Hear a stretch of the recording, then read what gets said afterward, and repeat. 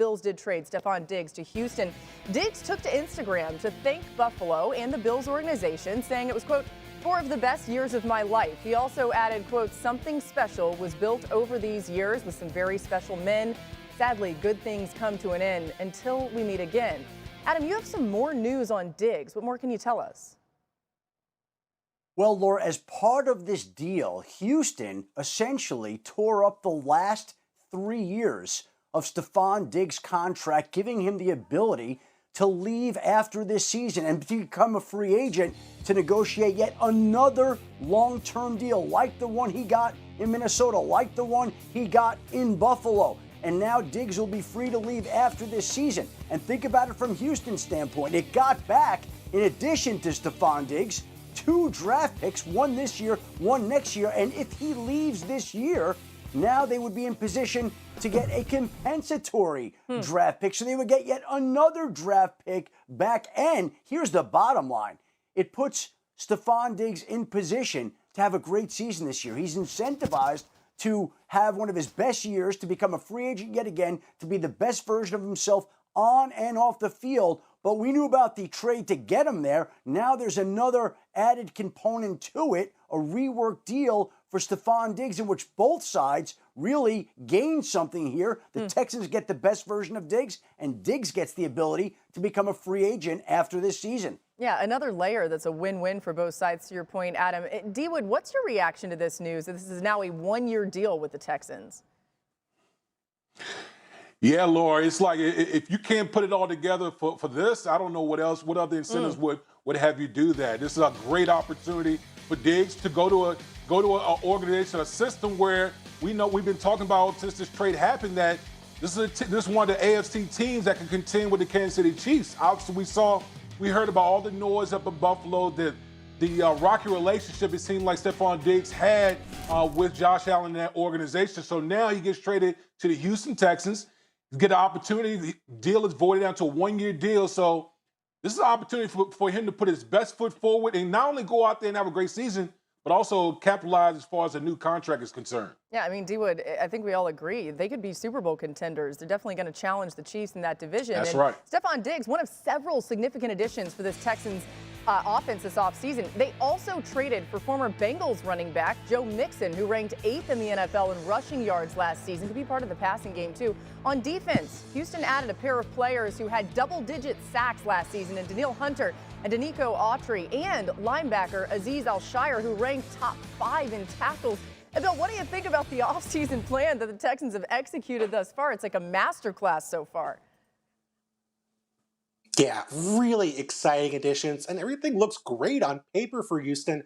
But Adam's news about Stefon Diggs has me thinking about the fit there in terms of what they're going to do on the offensive side of the football. Last year, even though C.J. Stroud had a great year, they were still a pretty run-heavy team on early downs, wanted to take some of the pressure off of Stroud, maybe get the play-action game going. Kyle Shanahan's offenses in San Francisco, where Bobby Slowick comes from, were typically run-heavy offenses. But now, this is a team that has plenty of playmakers at receiver in terms of Tank Dell, Nico Collins, and Stefon Diggs, and 2 of those players are now eligible for extensions. And Stefon Diggs, who's entering a contract year now per Adams News, and Nico Collins, who's now eligible for an extension. So are the Texans going to throw the ball more and get those guys enough targets so they can get the contracts they deserve next year? Yeah, interesting way to look at it. Brandon, Houston's pairing Diggs with C.J. Stroud in his second year. It's similar to what your Eagles did with Jalen Hurts and then bringing in wideout A.J. Brown, that veteran presence. How do you see the addition of Diggs impacting this offense? You know what? You got you a veteran that's coming in. So, I mean, me being in 15 years,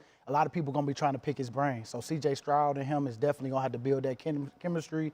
And, you know, the other guys like Nico Collins and Tank Dell, they got to all be, you know, willing to, you know, share the wealth, because now he's the top guy coming in, but he's a seasoned vet. So let me learn a little bit from him. Let me make sure I go in with the right mindset, because I think D'Amico Ryans, I mean, I played with him for at least 3 or 4 years, and, you know, I know how smart he is, and he's going to have the defense ready, and I know the offense is going to be just as dynamic as the defense. So I'm so excited to see, you know, just how they gel together, because that's all that really matters. On paper, they look great. but it's about the personalities and who have to, sacrifice in those moments where you're not getting the ball as much, but now you're winning as a team, and it's about the team at the end of the day. Yeah, excellent points. I mean, you mentioned that, and I know we keep talking about how they look on paper, but they do have to put it all together, and they have to gel in that locker room. We'll keep an eye on how that looks. Let's go to the Bills side of things here, guys. As of right now, the Bills only have 3 wide receivers on their roster who caught a pass last season, okay? Curtis Samuel, Khalil Shakir, and Mac Hollins. At the moment, it looks like the offense could go through running back James Cook and tight end Dalton Kincaid. Cook ranked 6th in the NFL in scrimmage yards last season, and Kincaid ranked top 10 among tight ends in receiving yards. Bill, what do you expect Buffalo's offensive scheme to look like after moving on from Stefon Diggs?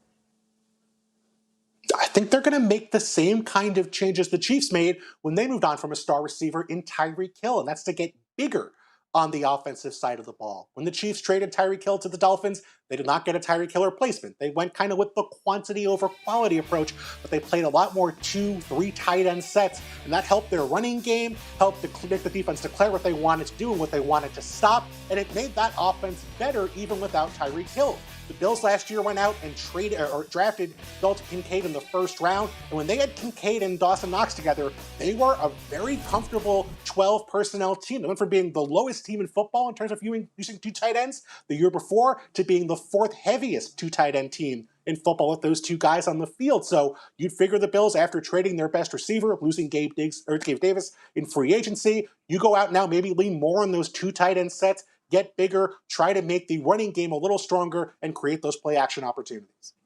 Yep.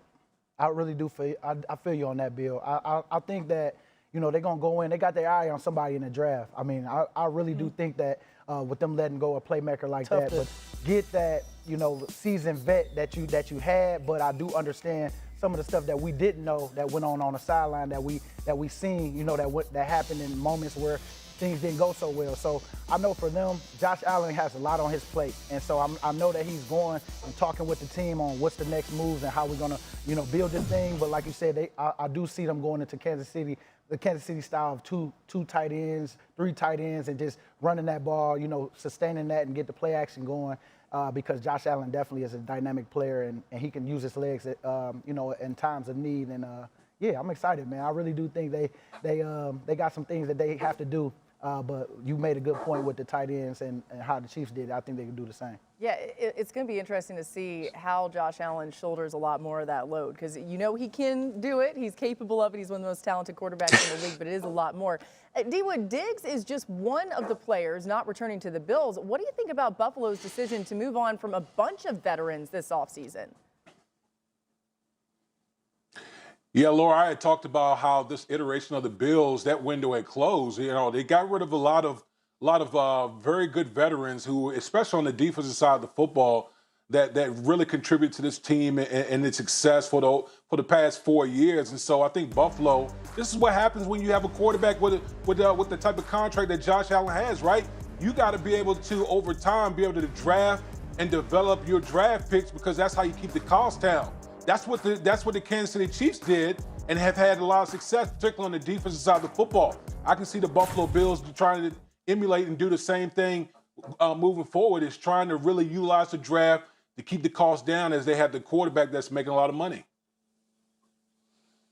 Yeah, and I think, listen, the Buffalo Bills already were doing a lot of work on the wide receivers in this draft class. And if you look at it, with the money that they take on by trading Diggs right now, D-Wood, essentially, they can't afford to go trade for a wide receiver like T. Higgins and sign him to a long-term extension. So if they're going to find help, it has to come through the draft. And I think they've done a lot of work on wide receivers in this draft to position themselves to be able to take 1, maybe 2. We'll see how this works out in the coming weeks here with Buffalo. But they are cap-strapped to a certain extent. You've got to find help somewhere. And right now, again, during this offseason, they did sign Curtis Samuel from Washington. They did sign Mac Hollins, the former Falcons wide receiver. They have added some people, but it's not as easy as just going out and trading for another wide receiver that you could go sign to a big-time contract. Part of the reason that they traded Diggs, they're eating the money now. They'll free up the cap space later on, but but they're taking their medicine this season at that position. Yeah, $31 million dead cap hit. We should make bumper stickers that say cap strapped. Hand them out to some teams. I'm sure they'd love that, right?